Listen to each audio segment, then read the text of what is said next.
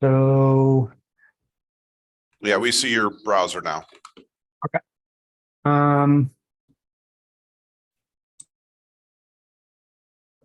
So there's nothing in here that I'm going to show that's like, even though it's my slide deck and Andrew's slide deck, he wasn't on the call last time. So Andrew Block with us today. He helped me create this deck.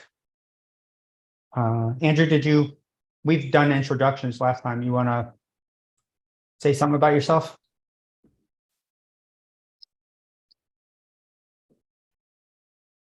Or not? That's good too. Okay. Let's see. So I could not get myself off mute. I'm so sorry. Zoom was being Zoom. Hey everyone, sorry about that. My name's Andy Block. I'm a distinguished architect on the Red Hat side. I've been working with Jay to help kind of bring more visibility, alignment, and an understanding of what Emporous is looking to do within Red Hat and in the community. So I've been working on efforts both within Red Hat, but also really promoting it out in the community. This is everything from website that we built, but also developer advocacy. Well, nice to meet you, Andy. So I'd been given a direction that we needed to be able to generate reports on deployments and products about open CVEs, on SBOMs, SALSA information. SSML is like our Red Hat's version of SALSA, and adherence to a variety of compliance standards. And I realized if we had that type of information or reports, it would also help in aiding CVE remediation and support policy enforcement. So I'm going to do just a quick review of that's kind of how we got, that was the impetus for how we got here. So we're going to do a quick review of Emporous again. So it's think Emporium when you're saying it, not like Empress. And it's Greek for merchants or traders. And let's see. So we can use Emporous backed by any type of OCI registry that's v1.1 compliant to store a variety of information. But that type of radical change, maybe not everybody's ready for immediately. So trying to meet content and people's appetite for change at the moment. We could store CVE information, trustee data, and containers in the OCI repository, but we could link to using a package URL to other types of artifacts for our trustee information to bring those two together. So I want to do somewhat of a demo for you guys today. And we're going to go use case and then demo and maybe some follow-up use cases for the same demo and then repeat that again. So the first use case here would be for software developers. As a CISO, I want to set policies to prevent teams in my organization from using untrustworthy libraries and packages. And Emporous can enforce these, or it can provide data to enforce these policies and prevent a user from installing something that they probably shouldn't install. So this would be the case for pips, Maven libraries, Yum, etc. And we're going to do a demo now of a pip plugin that illustrates this. So instead of doing I'm going to do a recording.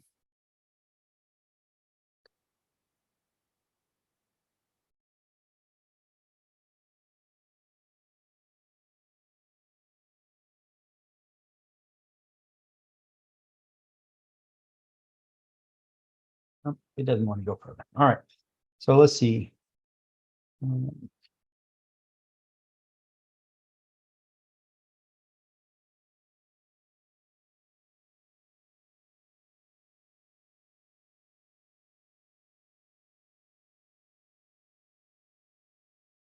So first, we're going to start with an open OCI registry, and we're going to push a bunch of pips up into the OCI repository.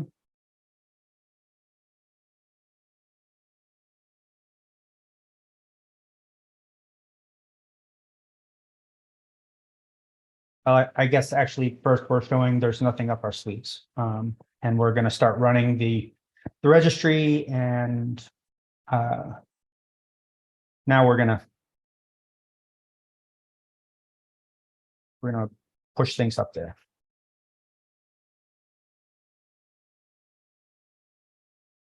So those are the pips.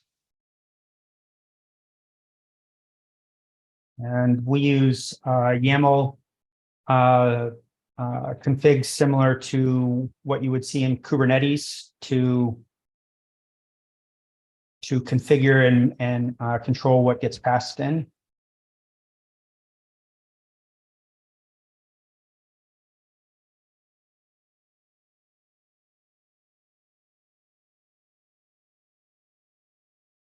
Now, is that something that we would be using on the Ortelius side to push up metadata that we want into the registry? This is actually kind of a low level looking at the plumbing part of this. So different clients could integrate to use the API that we have to push their metadata up as they like.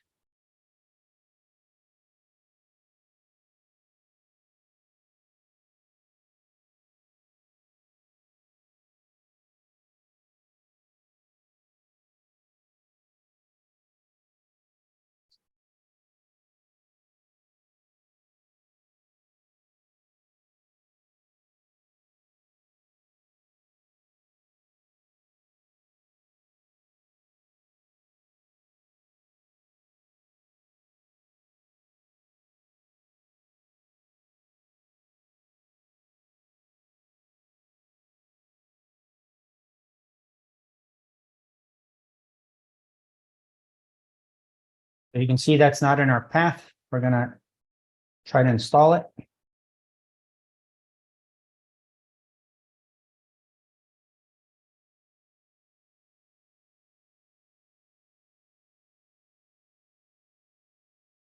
And it's not where we would normally find it up in PyPy.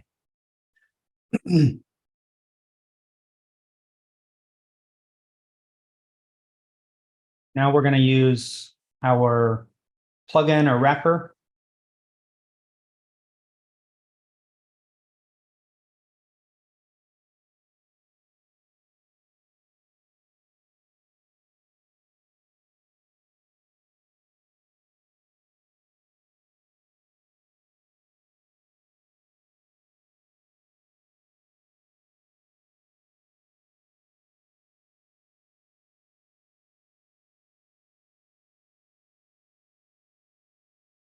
Now we have a virtual environment for our pips to be installed into.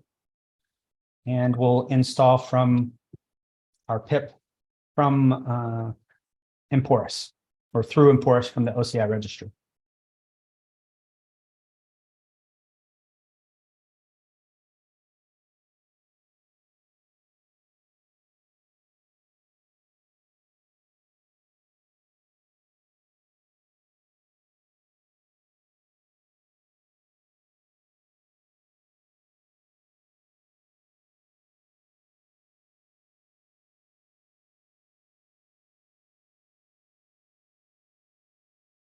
We're going to use it. There we go. You can see it's actually working.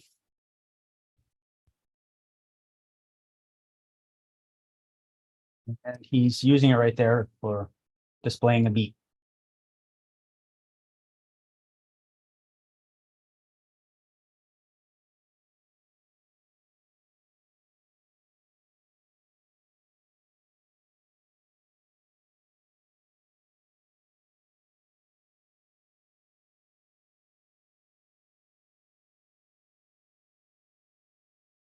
So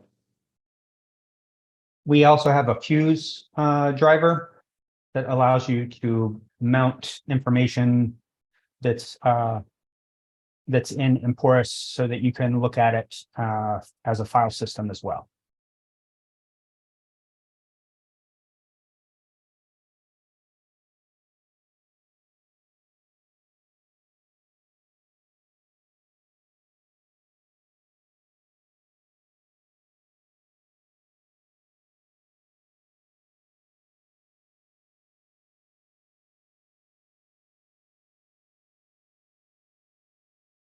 You can see the metadata coming up there through the file system attributes.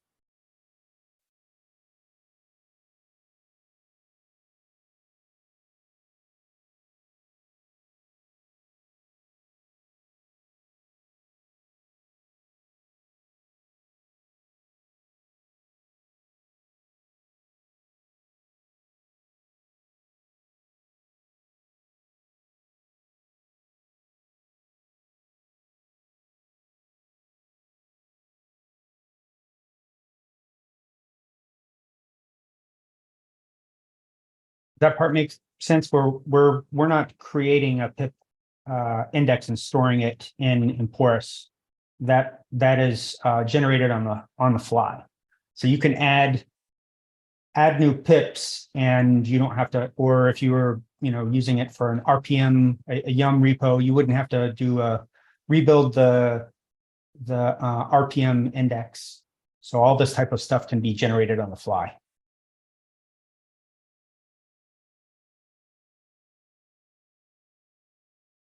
So how would a developer that's creating a Python module upload it to the registry? Would they still do like a Twine upload, or do you have a wrapper for that they would run?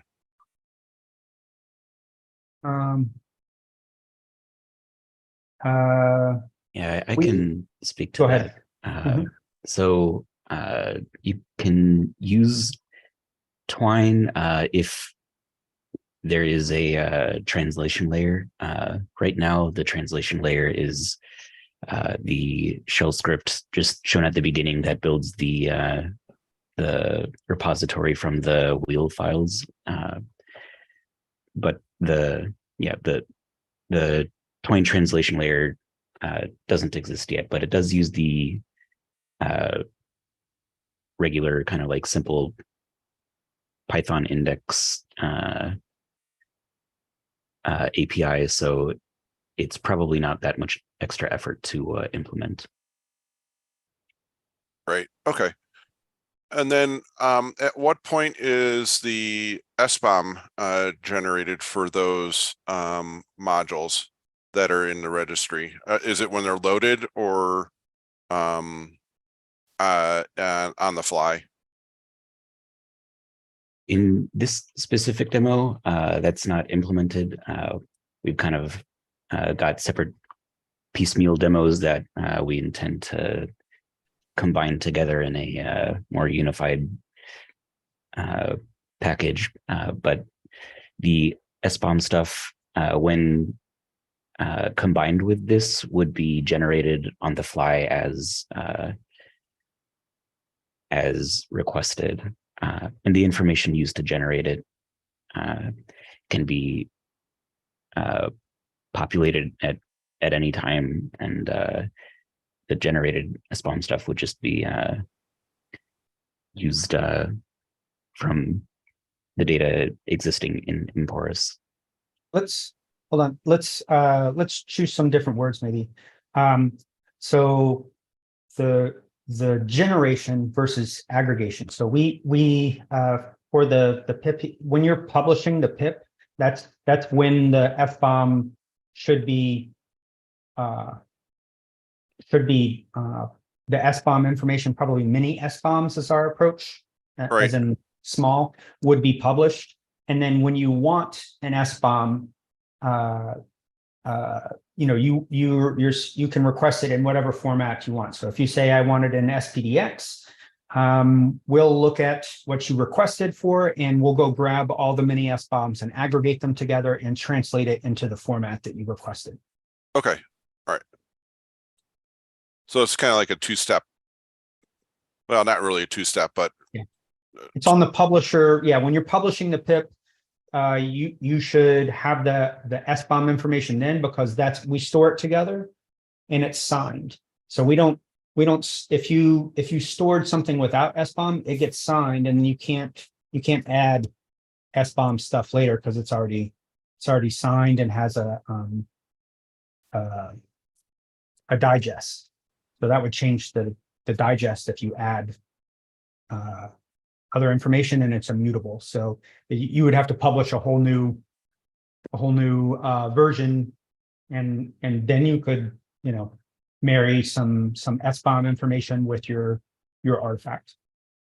so how This does is- so how does this differ than, well, on the signature side, Sigstore is doing a bunch of signing.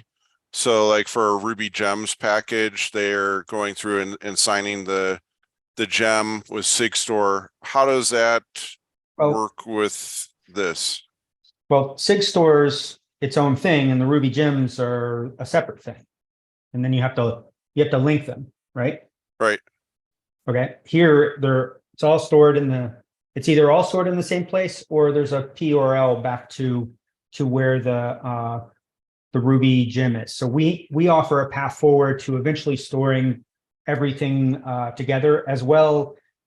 We support user defined schemas for additional metadata to be published at the time of generating a PIP. If they're they have their internal software department and they want to add extra metadata in their pipeline, they can do that, and then it would be signed with the artifact that they're publishing. Or if the artifact already exists, got its SBOM information, and they have more metadata that they want to link to it, we can use a refers API to link to the artifact, and their metadata can itself just be signed.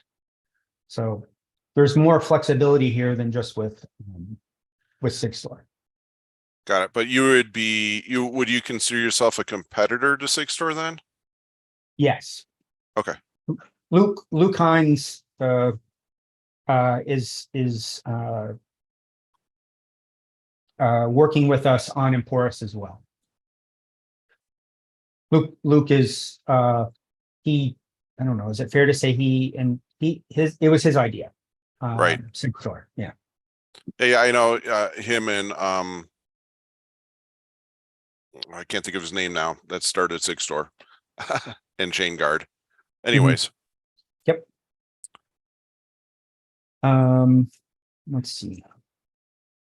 And does that API exist right now to be able to add additional schema metadata to the items?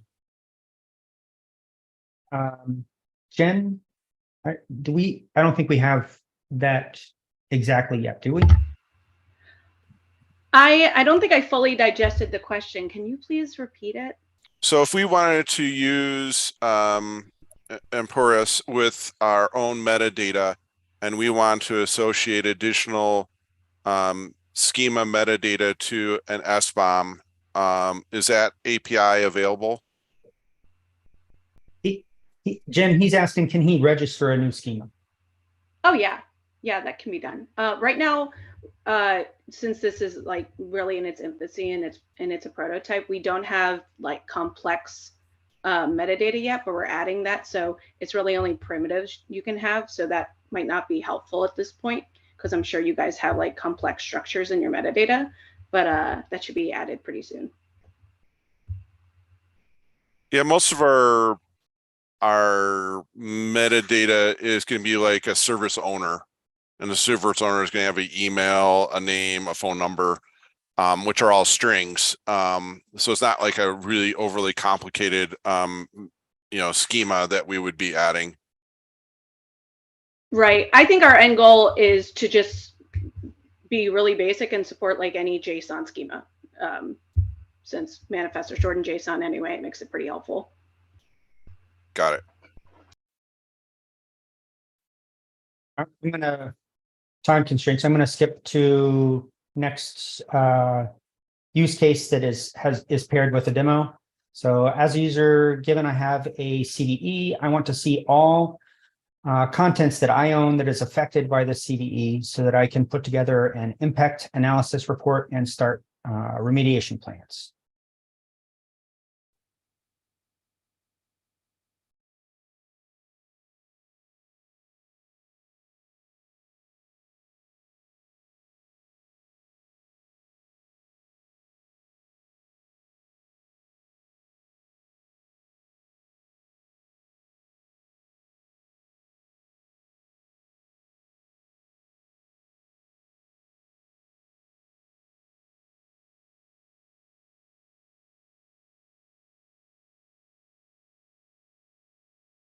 Oh yeah, now I remember how I used it.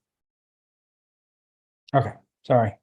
I can go faster this time. So demo objectives.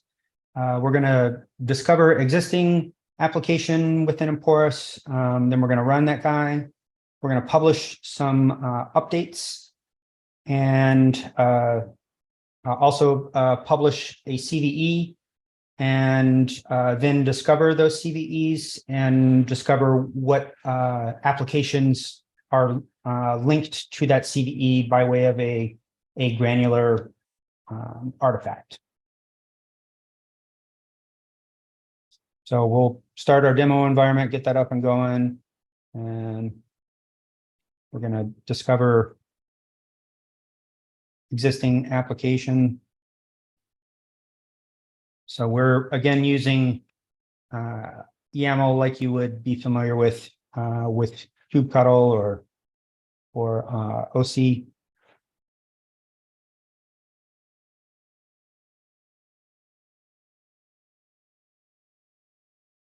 We found our container, and now we're going to run it. So this is a plugin for Containerd that now can talk to Emporous. And so we have that application up and running. Now we're going to publish a new version because we found a bug.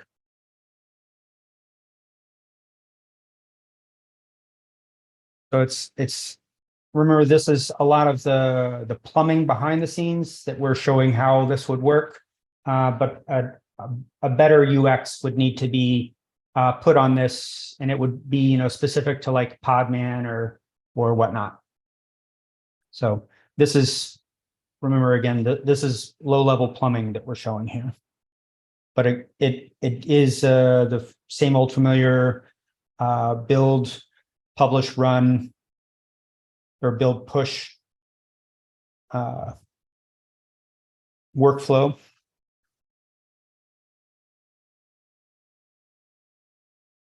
And we had one application actually dependent on another. One was Hello World, and this one's Hey World.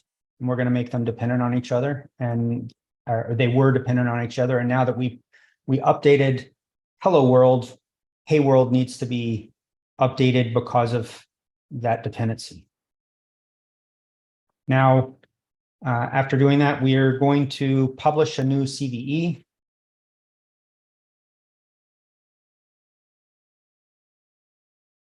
That's the CVE. So it'll be build and push.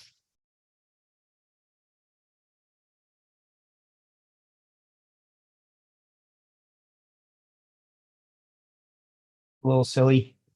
But we're going to now show the CVE information. We know what the CVE ID is. We're going to search now for that so we can get more information and what it links to.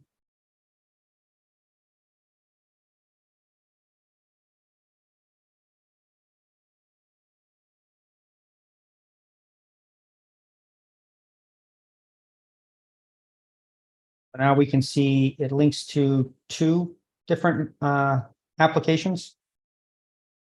hello world, and therefore also a world.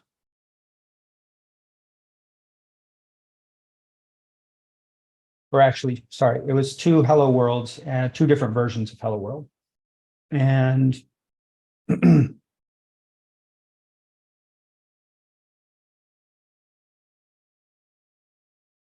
so does that make sense how we were able to publish the CVE, and it links to already published artifacts in the OCI repository? So I got a little lost. How did you link Hey World and Hello World? Well, let's see. So if we go back to the CVE itself, so It was before the CVE was created, you linked the two together.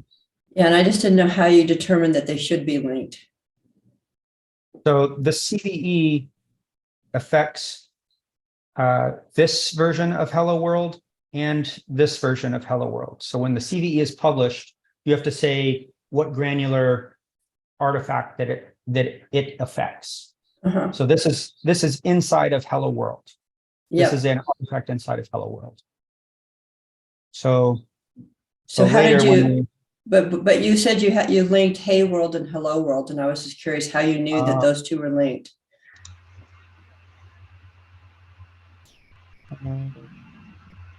That instance is really like we're saying that's like a developer decision. Like I, as the Hey World developer, knew I had a dependency. It could even be like, say I was building a Terraform module and I needed another module, and I knew I was going to have to pull that down. Then I could link it and create that relationship.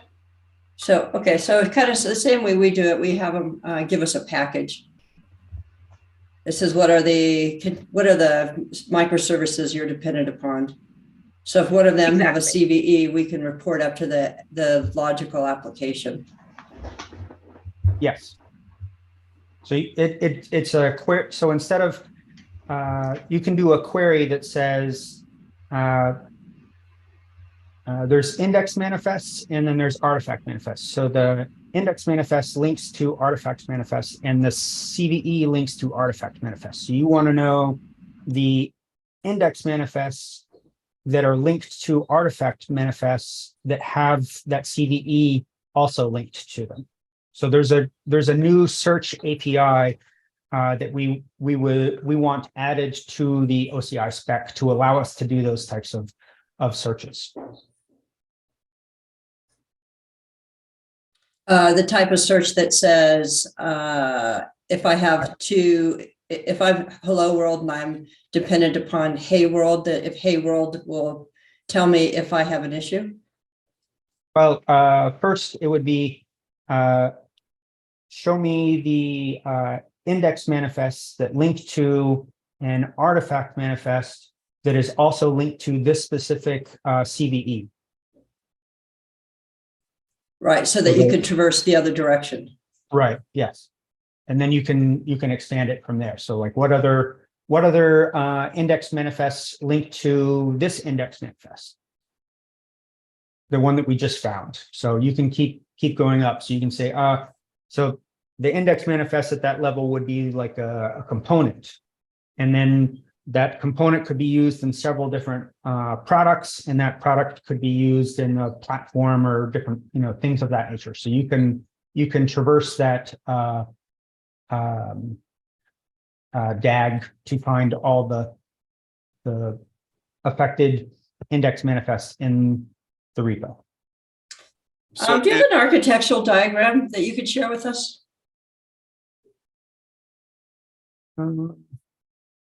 Let's see. I don't know that this qualifies as architectural. Yeah, I don't think you did. I don't think this one, I looked through it and this one didn't have really kind of a complete kind of architectural diagram. So if we have the CVE and we search for the artifacts that are affected by the CVE and then the index manifest here in RPM and an image, also an image, we can that's how we would find that, say, this image or this RPM are affected by this CVE.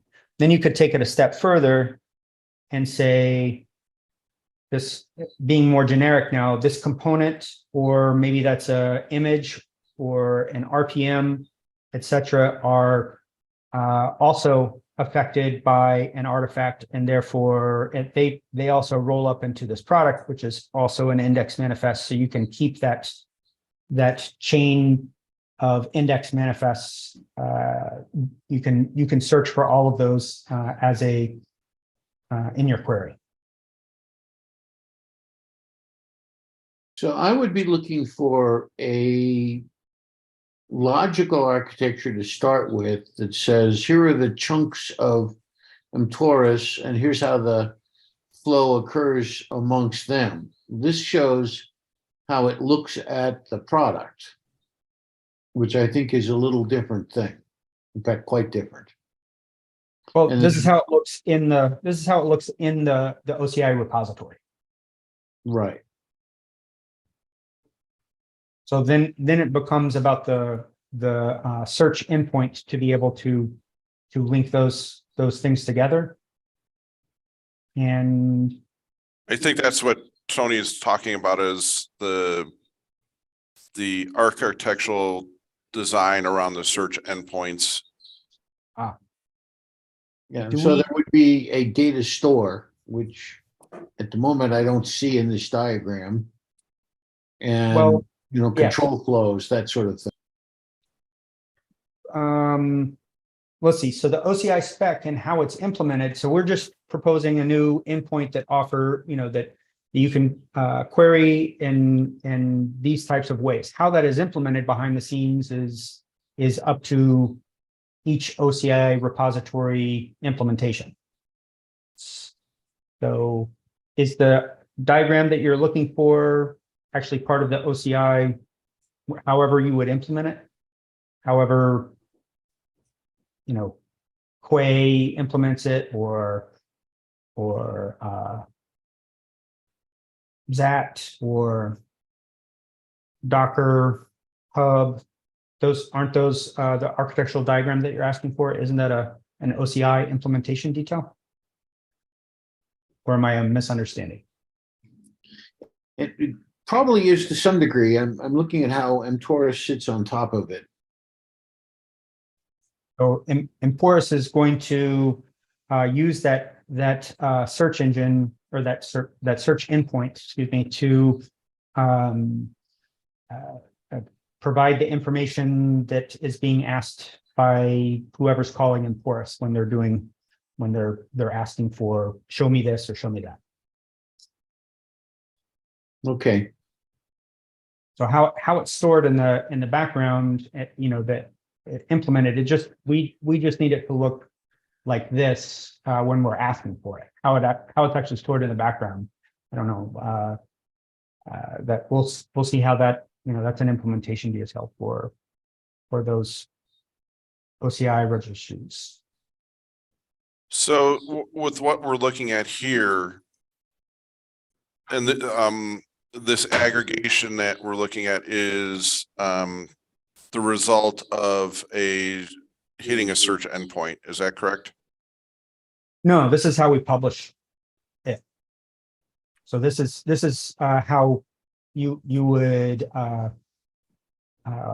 when you're publishing the product, that's an index manifest. You would link it to the components that make up the product. So these links would be done by digest. Right. So that you But let's say I wanted to look at that product. I would go and search the OCI registry for that product, and I would expect as a result, I would get a JSON of the product, the extra, all the components, plus all the components extras, plus all the, does that exist? the endpoint. That endpoint to search a product and return this picture? We have when we were doing our demo there, we have a modified version of the Go OCI registry. Alex isn't here. Jen, that's the CNCF Go registry. Is that correct? That's correct. We would still need to do some sort of OCI extension, do a write out of that, and that might be what you're looking for, that just to tell you what the expected inputs and outputs. Right. So yeah, that's not finished yet. Okay. I think that's what we're looking for. So we're trying to get a better understanding of how we're going to interface with this and use it. So that would be a big help. Can you go back one screen or one slide? On this slide, you have the container on the bottom left. Yep. The bottom container is going to contain RPMs that were installed into that image. How is that represented? Right now, the way that this is showing is this is just a bunch of files, as opposed to, you can have it would, if I, let's see, let me re-ask the question. So would it go from container to RPM to RPM to artifact? Yeah. There we go. It would look like that. Okay.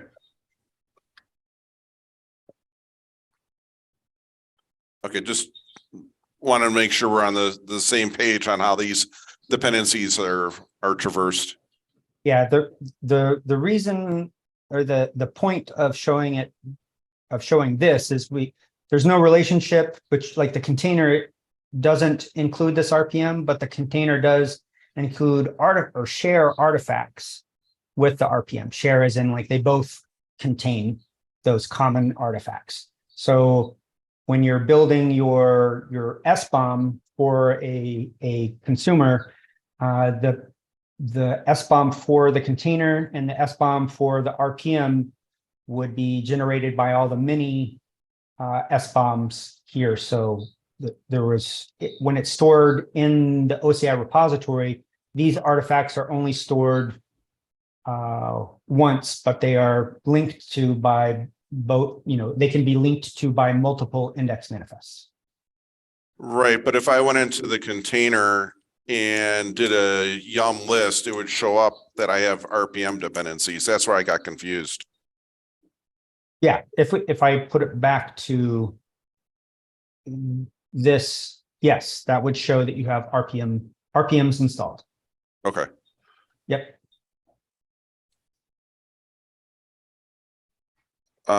Just to jump, I don't know how much time we have left here. Just to jump topics a little bit. I take it to make all this, the OCI registry run, is going to be pretty much a standard OCI installation. Is that like you're saying, the CNCF Go registry is one to look at and how it would be implemented at a customer site? Let's see. So we modified the CNCF Go registry. So we have a fork of it. And I think the way it's done was mostly for expedience sake, for us to produce demos showing, like a minimum plausible type thing. So it's the way we did it, I wouldn't say is it was for expediency. Okay. But if we wanted to understand, so let's say Ortelius is going to use the OCI registry as, for lack of a better word, its database. In order to understand the implementation needs, we'd look at how an OCI registry is being implemented inside of a company. Is that a correct assumption? Inside of a company. I understood every word, but I don't know what you mean. Okay. So I am MasterCard. and I want to have my internal software be published to and tracked through Emporous and Ortelius. What would I need to do to track my internal software and track the open source software that I'm consuming from being, internal to my company as MasterCard? So Ortelius, right now, you guys have documents for like, these are the things that you would need to do in your pipeline, Mr. and Mrs. Customer, to push things through Ortelius for us to be able to then do all the nice things that we do later on for you to manage your deployments and your applications. So right now, your microservices talk to a Postgres database, correct? Correct. And that Postgres database would be internal to the customer's environment there, and we would be pulling things from an external Postgres environment as well to aggregate together. Okay. So now, if we're going to replace the Postgres piece with the OCI registry, how is that handled in the aggregation? So let's say they already have a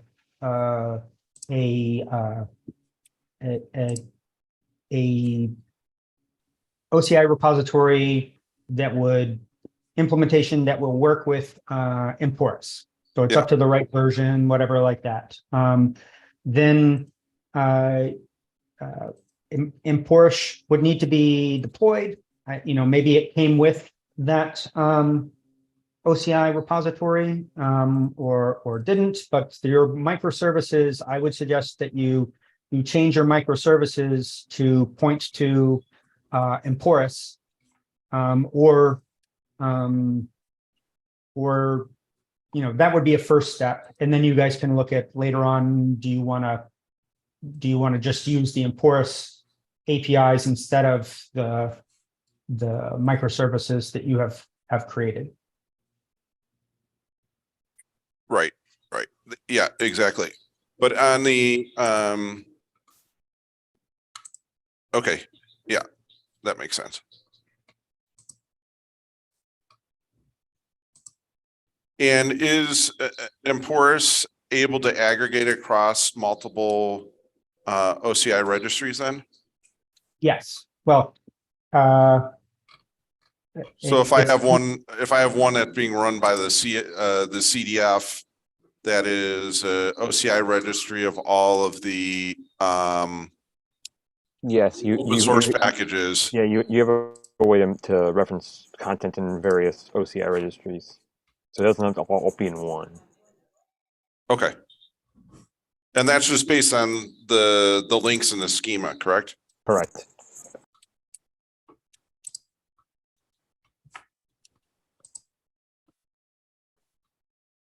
And now I'm going to put you on the spot. When are you planning to release this?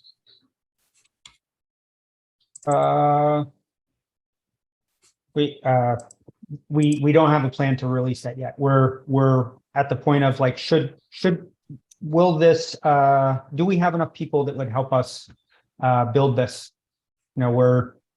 We're doing a lot of efforts in the community, so we're obviously Red Hat being community first, working to build out what the community is going to look like around this, and then based upon that, hopefully, we'll be able to, get more contributions and add in all the features and put a timeline together. But yeah, we're working on the community enablement as well.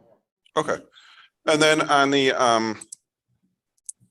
has it been decided whether you're going to request OCI spec changes, or is it just going to be extending the existing OCI spec? Has that been figured out yet? Does that make sense on my question? Yeah. Right. Well, go ahead, Jay. I was just gonna try and pass the mic to Jen. Jen, you were wanting to use that proposal doc, it's up here, right? Yeah, the what I would say up there is not fully vetted. In fact, this week we're looking to kind of fully vet our approach, but I think at this point we would like to possibly make changes to the OCI image spec, pretty generic changes, and then our approach is to do a distribution spec extension. Okay, so it's gonna be a little bit of both. Pretty much. Okay.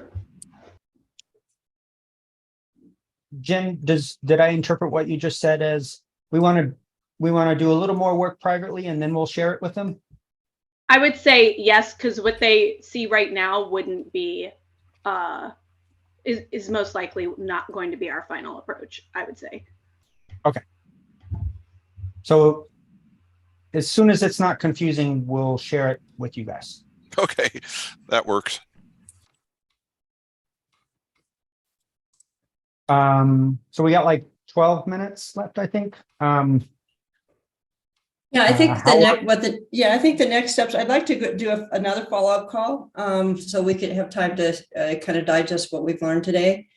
And I would very much like to have more of a, if this is something that we think that we could do some proper integration with, and it makes sense, to have more of a discussion about what benefits we're bringing to the table, what benefits you're bringing to the table, and what is what does a go-to-market strategy actually look like? Mm-hmm. As the two of us working together to solve, because we have very aligned goals. I think we're taking it on somewhat differently, but the end goals are very aligned. And there's some things that we do very much similar. So I think that's probably what we should do next, is make sure that we don't have any questions for each other, and have that discussion of what an integration would look like and who are we bringing that integration to. And Andy, did you get a chance to see the recorded version? Yes, I did. I got a chance to catch that yesterday. So I'm very familiar with the prior conversations, and I'm definitely looking forward to continuing the conversations that we've been able to have thus far now and into the future. Because right now I'm focused mainly on the community building. So anything we can do to help promote the community, if things are unclear, I'm a good point of contact to help build that repertoire out and build that content. Okay. So does that make sense, that we maybe schedule a call for next Tuesday at the same time? Sounds good. Okay. And Jay, have you updated Vince at all? Yes, I did last Thursday. Okay. Is there any point in time that you think it would be beneficial for him to be on that call? I don't know. Let me think about that. Okay. All right. Daniel, I just don't want to leave him out of the loop. I know the low level calls don't make sense, but I don't want to leave him out of a loop that he may want to be involved in. Mm-hmm. Daniel Messer joined the call also. He leads up the Quay project. So I think he would be good to have involved as well, from having an OCI registry that can lead by implementing these proposed changes before they're necessarily accepted by the OCI steering committee. And Daniel, did you get a chance to see the video, or is there any clarifications that you need from the Ortelius side? I was just halfway through when this call started, so I plan to finish the video later. Okay.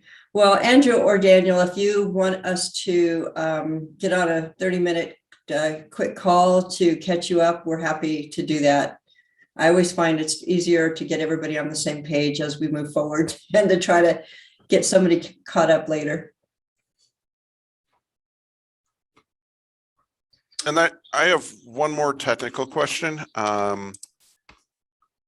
Is it possible to have in the OCI registry just the metadata without an artifact? it'd Yes. be, Yes. okay, because I'm just thinking path to adoption. There will be cases where things would still end up in PyPy, but not in the OCI registry, for example, for some customers.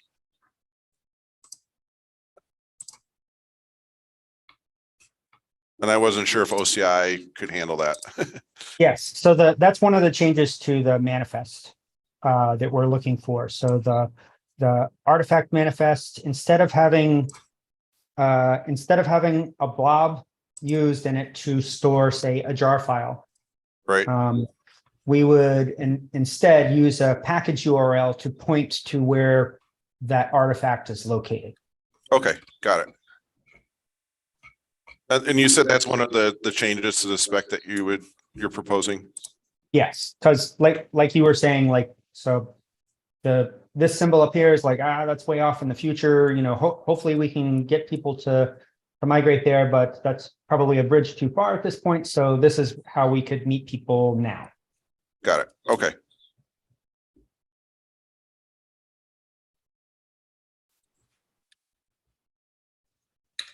Well, okay, everybody, thank you so much for spending an hour with us and talking about this really geeky stuff. I don't know how many people in the world would enjoy this last hour of talking in this detail about CVEs and SBOMs and aggregating data, but I know it's going to be important for companies as they move forward, especially as they really build out microservices. That's when they start really struggling. So I sent a invite out. You should get it. Everybody on the current invite would have gotten it for next Tuesday from at 10 o'clock. Just so you know, we do have our community TOC meeting at 9. So if we jump on a little late, we apologize ahead of time. No problem. But we usually try to keep it to an hour. Okay. Thank you so much for the deep dive. And I'll send everybody on this list the recording, the link to the recording as well. Okay. All right. Thank you.